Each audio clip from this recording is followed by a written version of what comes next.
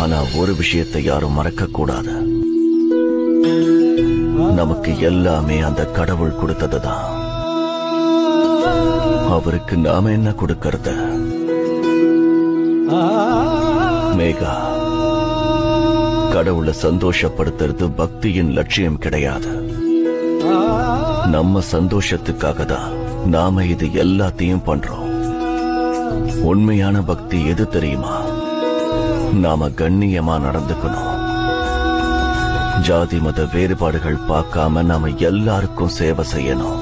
நாம எல்லாரும் எப்பவும் ஒன்னா வாழ கத்துக்கணும். இதுதான் உண்மையான பக்தி. இயற்கையும் கடவுளும் படைச்சிருக்கிறத நாம பாதுகாப்பா பார்த்துக்கணும். நம்ம மனசு தூய்மையா இருக்கணும். வாழ்க்கையோட அர்த்தத்தை நாம புரிஞ்சுக்கணும். உண்மையான நேர்மையான மனசோட கடவுளை நினைச்சுக்கிட்டாலே உங்களுக்கு புண்ணியம் கிடைச்சிடும். உங்க மனசுக்குள்ளேயே கடவுளுக்கு கோயில் கட்டி உங்க கடமைகளை நேர்மையா செய்யுங்க. எல்லோருக்கும் இறைவன் ஒருவனே. Download ShareChat.